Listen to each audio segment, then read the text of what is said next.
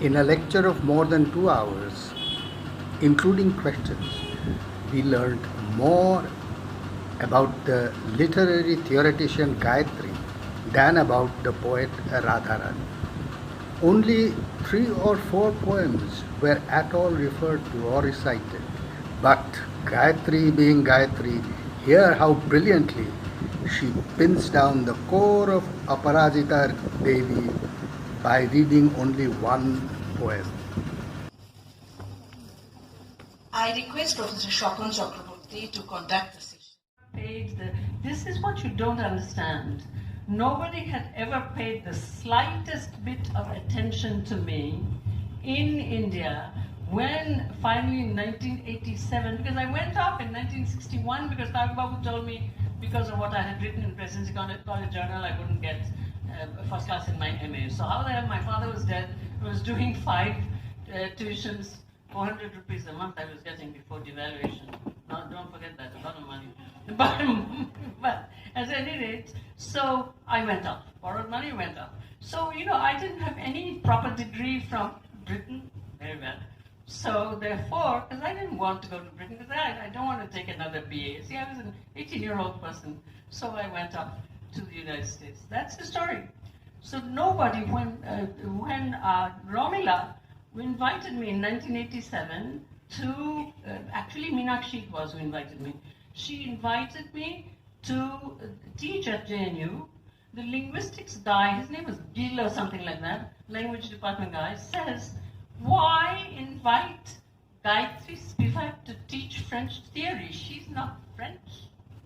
Ta-da! So then I may not be French, but I'm certainly not a historian. Everybody knows that. Certainly Romila more than anyone else. But you see, people who go beyond their disciplines, like Bimal Motilal or Derrida, etc., they're generous. They're big. So Romila said, come and teach in the history department. So that was when I entered India, and before that Shamarsan had said Ronald Guha wanted to know me, etc. Ronald Guha, who's a very brilliant historian, was very disappointed in me because he had thought I was just a Bengali Menchai, but he saw that I was just like Parame, and that was not good. But anyway, so therefore I wrote Strategic Essentialism. I would ask everyone to forget Strategic Essentialism.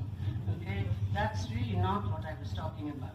What I was talking about was giving oneself over to one's enemy so powerfully that one recognizes the complicity but affirmatively sabotages something one knows very, very well.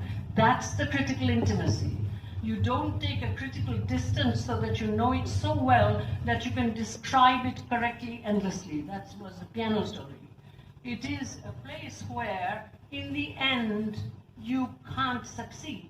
You learn from your mistakes, but they're very powerful mistakes made by people who really know what they're doing. So, because they've entered. And so that's what I was saying about critical intimacy. That's what I was saying.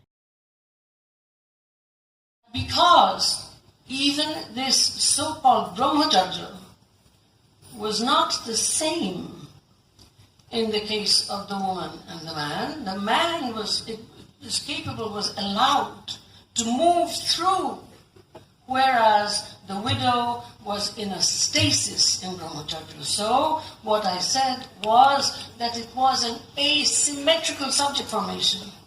And indeed, Radharani Devi had been subalternized. And she was able to resist. She had the good fortune, again, another connection on the relay.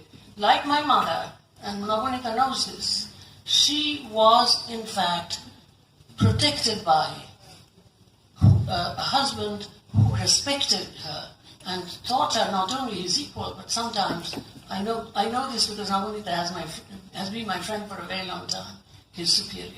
Diasporics, Bangladeshis, Chinese, etc., Burmese pimping for the transnationals and putting their own aunts and their grandmothers, etc., inside the house. No labor conditions, no labor laws, no workplace safety, no nothing, and they're working. And they would say, do you want our children to become whores like you? After all, we are supposed to do this and we're even being paid. So this kind of stuff, the kind of stuff that kills you every day, that is the enemy.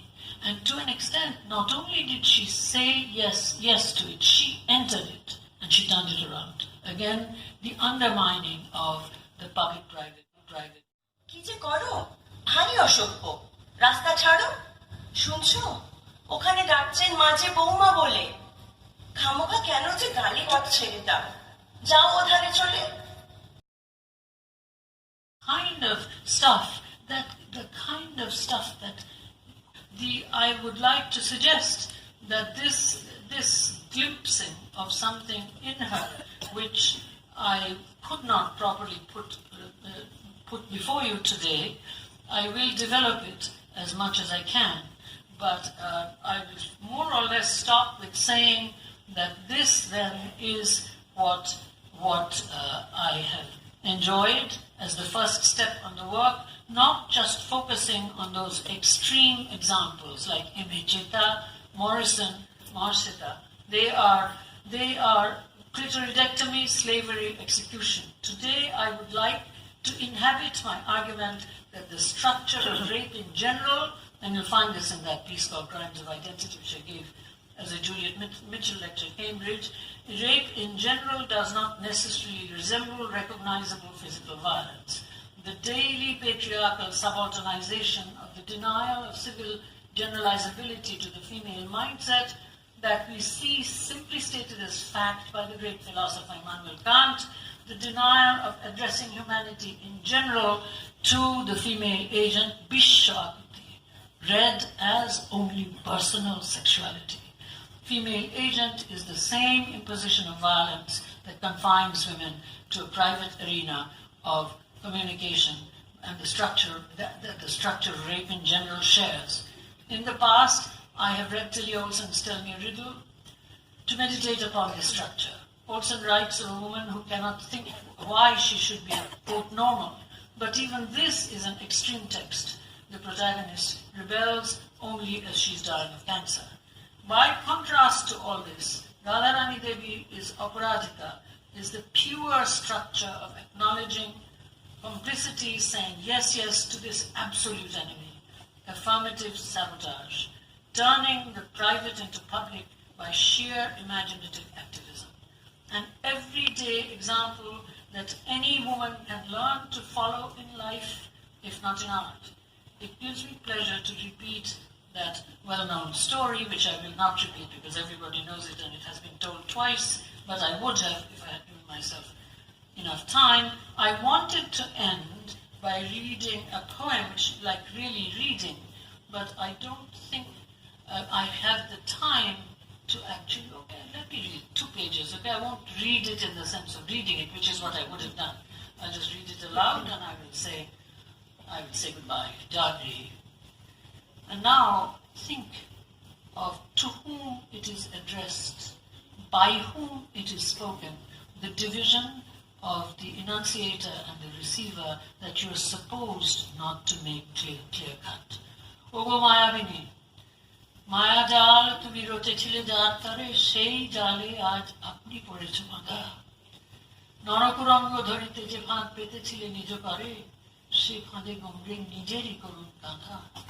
পঞ্চস্বরে তুনির Sania Madan ভস্য দিনে, সম্মোহনের যে বান যতনে বাছিয়া লয়েছ চিনে, সে বান বিঁধেছে তোমারই আপন বুকে, মোহিত হইয়া মোহিনী গো তাই জড়বৎ আছো সুখে।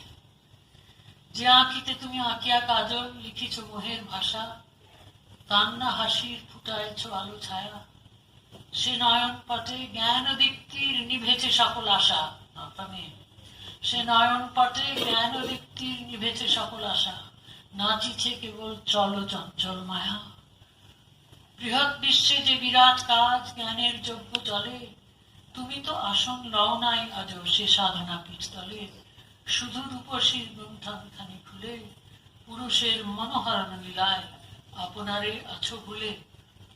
লীলায় তো তব মেরুদণ্ডটি সরল করিতে শেখো, উন্নত ঋজু ভঙ্গিতে চলো আজ। সহজ ভাষায় গৌরবময় জীবন লিপিকা লেখো, খুলে ফেলো তত কৃত্রিমতার সাজ। তোমার মাঝারে ভালো ও মন্দ, কঠিন সত্য যাহা, ছদ্ম কপট ছলনায় আর রেখো না লুকায় তাহা। ভালো ও মন্দ, কঠিন সত্য যাহা, ছদ্ম কপট ছলনায় আর রেখো না লুকায় তাহা। দেহ মন নিয়ে ফাঁদ পাতা খেলা ছাড়ো, তব মানবতা হরিল যে নারী, অস্ত্র তাহার কারণ। প্রেমই যদি হয় চরম কাম্য তোমার জীবন তালে, প্রেমেরই সাধনা মহান করিয়া তোলো। যারে ভালোবাসো তারে বাঁধিও না নানা ছলে আঁকি জলে, মন ভুলাবার মোহন প্রকৃতি ভোলো। প্রেমাস্পদে বাহুবন্ধনে বন্দি করিয়া নারী, করোনা কেবল তোমাগত প্রাণ গৃহ পিঞ্জরচারী। খোলো জীবনের উদার আকাশ, মুক্তির মাঝে সুস্থ সহজ প্রেমের বিকাশ হোক। The unconditional ethical, where eros and agape cannot be recognized as different. মুক্তির মাঝে সুস্থ সহজ প্রেমের বিকাশ হোক। Thank you, Navanita.